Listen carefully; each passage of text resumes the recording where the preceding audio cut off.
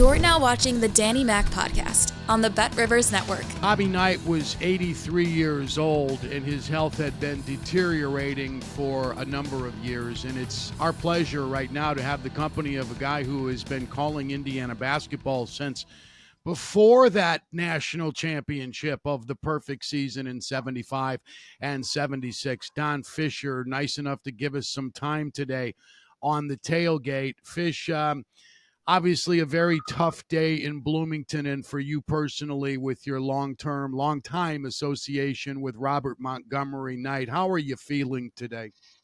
Well, obviously we're all sad. It's tragic what he had befall him from a health standpoint, the latter stages of his life, without question about that. And as I said earlier, it's a blessing that the good Lord has taken him, because he was in very poor health. And I know from the standpoint of his family, this is probably the best thing that could have happened at this point.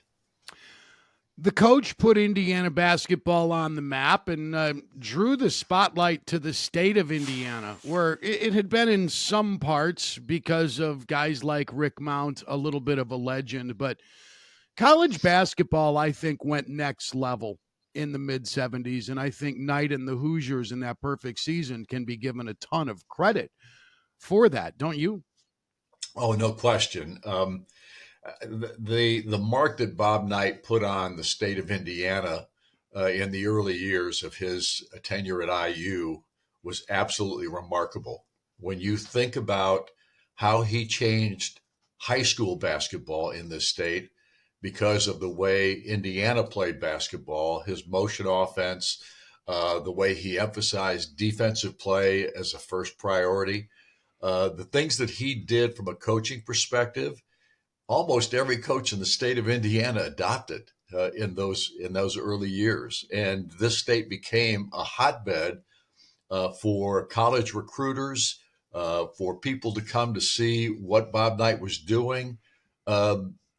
He was a visionary, number one, but number two, he was revered as a basketball coach because of how smart he was, the ability he had to coach players, to get them to do his bidding, so to speak, on the basketball floor. It's hard to explain to people that weren't here at the time, because his influence on basketball in this state was absolutely incredible. Give me a list of adjectives that best describe Bobby Knight the coach, and Bobby Knight the human being, and no limit on the volume of words you want to choose, Don. Well, there's almost no words. There's probably no perfect word to describe Coach Knight. He was a controversial figure at best, and maybe controversial is maybe the way to put it. I've done several of these interviews over the last couple of days now, and I've seen a lot of what other people are doing in remembrance of the coach. And about 80% of what they put out there is the controversial things that he did. And it's justified to some degree. But I think what gets lost in all of this is what a tremendously great basketball coach Bob Knight was. To do the things that he did, the way he did them, to never have a stain on his career from a recruiting standpoint, or any of the things that people remarked about other coaches having done in their careers, and the things that were on the sidelines in regard to how the other coaches handle stuff. There was never a reputation issue with Bob Knight from the standpoint of coaching. He knew exactly what he was doing in that regard. He wanted the student athlete to be a student athlete, made his kids go to classes, didn't make them, but certainly promoted their graduation, or the fact that they needed to get their degree. Those kinds of things, back in his day, weren't done with every player. And they're still not done today with every player. I mean, and more likely now that they're not done that way than it used to be. But the fact of the matter is, he changed the landscape of college basketball just by the things that he did from a priority standpoint. Northwest Indiana's Dan Dockich remains a huge Bob Knight supporter. And Dockich is, he grew up in the late 70s. We're only a year or two apart, and played on those early 80s teams Right. at IU. He will go to his grave defending everything Bob Knight did, and he took a lot of that into his coaching career. Yet we're in an era, Don, as you know, where touching players, forget about putting your hands around their neck as Knight did with Neil Reed, but touching players isn't allowed. I always defended Bobby on this part of it.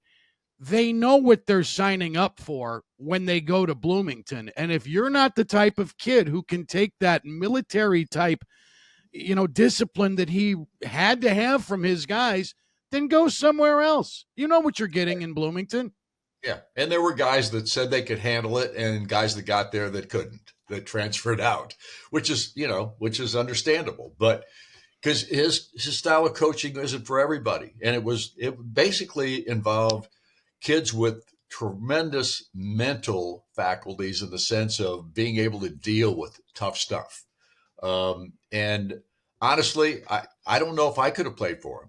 I don't know that anybody knows that until they get there and deals with it. But at the same time, 90+% of the players that played for Bob Knight stayed all 4 years, or were whatever number of years that they were capable of playing. And if they went to the NBA, they went to the NBA. But the fact of the matter is, the guy had his reputation. Everybody knew what it was. So if you decided Indiana University is the place you wanted to go, and he wanted you, why would you go anyplace else? And honestly, like I said before, his style of coaching, not for everybody. But back when I was growing up, in the years after I was doing play-by-play for Indiana, it changed. It's not the same anymore. You couldn't get away with the things that he did back then, now as a coach, not in any way, shape, or form. And to me, in some respects, that's probably a tragedy, because we need tougher people today. There's just no question about it. All right, devil's advocate on that statement. And I'd love to know why Indiana University tolerated these things. Suggesting Mike Giomi get his own ride home from West Lafayette after a bad game against Purdue. Canceling the postseason banquet, I think after the 92 or 93 season, senior banquet. Not happy with the team, so no banquet. How did he get away with those things? He got away with them because he won. That's why he got away with them. I mean, it's pretty simple. His ability to win basketball games. Here's another thing about Indiana basketball in his era. Every time he went into a ball game, as a fan, you felt like there was a great chance Indiana was going to win that game. I mean, that's kind of the reputation that he had. He was that good a coach. And there were games that he probably had no business winning that Indiana won during those years, because the talent level at the end, toward the end of his career at Indiana, was not quite what it had been previously. And he was always able to build teams. He was always able to get a team that would start out the season, not play their best basketball. And by the end of the year, they were pretty much in that realm of playing some of their best basketball. He got guys to grow through the years. So how did he survive Indiana all those years? He won basketball games, and the fan base absolutely loved the idea that Indiana could beat anybody on a given day.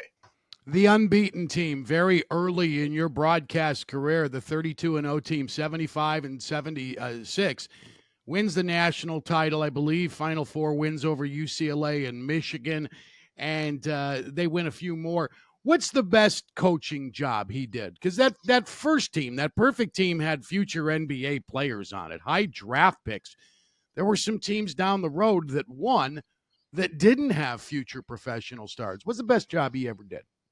I think 1987, winning the national championship that year with a couple of junior college players, which he rarely ever recruited junior college players, Keith Smart and Dean Garrett. He brought those two guys in. Uh, and that team got better as the season progressed, but it wasn't the most talented team by any stretch of the imagination for the Knight years. It was probably one of the lesser talented teams, just from a pure athletic standpoint. Um, and these guys, the two junior college guys in Keith Smart and Dean Garrett, bought into Bob Knight immediately. Which, that's a little bit of you had to have some fortitude to do that because of how Knight coached. And that said, both those guys revered Bob Knight as much as any player that was there for 4 years, because they were only there 2. That team, without question, probably the least talented of the group. Yeah, Keith Smart went on and played a few years in the NBA. Dean Garrett did as well. I'm trying to remember, Steve Alford had, 4 or 5 years with the Dallas Mavericks at that time, but hardly ever played. Wasn't a great. He was a great college basketball player because he was part of a team, and he knew his role. Coach Knight obviously gave him a role that was, what a lot of players would love to have. He's got to shoot the basketball. But if you saw how hard Steve Alford worked every single game just to get himself open, the number of screens and picks he went by, he was a nonstop guy. And in some respects, that's why he got an NBA career that lasted 5 years. It wasn't because he was a great athlete. It was because he just worked his tail off. And that was a trademark of a lot of Indiana players under Bob Knight. Guys that were gym rats, loved the game, wanted to get the best out of the game for themselves, but they were not necessarily the best athletes, but they were guys that understood basketball IQ. Sports broadcasting is a labor of love, and for guys who get to do it for decades, some of them never get a chance to know what it's like to call a winning team. Yeah. What did Indiana's success mean to you, and what was your personal relationship with Coach Knight all about? Well, my personal relationship, and I'll go with that first, was simply he was a tough guy to deal with. It wasn't always pleasant. It wasn't always fun. His joking sometimes made you look a little bit humble, so to speak. But at the same time, you understood what he was as a basketball coach. And my job was to get a pregame show with him before every game. And my job was to make sure I got that. And if I didn't get it, I probably wasn't going to be around very long. So I did what I had to do. I'd come to practices or game day 3.5 hours before game time, just to sit around for 45 minutes or an hour and wait for Coach to do the interview, depending on what his schedule was that day or what he wanted to do. It was different. Like I said, it wasn't always fun, and then it was exhilarating at times. And most of the time, the most important part of it was I was broadcasting for a team that was successful almost every single year. Always, never had a losing season. The worst year they had was the 14-13 year after the 76 national championship, in which they just barely finished above 500. And then, of course, everybody looks at the schedule now and says, well, no, they were 16-11 that year. Yeah, that's because they were 2 forfeit games that they got from Minnesota that were put on the win column. So when you think about what I was able to do from my career standpoint, all the success I've had in Indiana as a broadcaster is primarily because of Bob Knight and the Hoosiers winning basketball games through all those years. Football hasn't been anywhere close to that. Obviously, the Mallory era was pretty special. We had a lot of really good broadcasts in those days, but winning basketball games in Indiana was absolutely special. And the fact that Indiana was so successful, it made my career. I'm not sitting here saying I'm the greatest broadcaster. I'm not by any stretch of the imagination, but I was part of something that was great. And when you're a part of something that's great, it rubs off on you.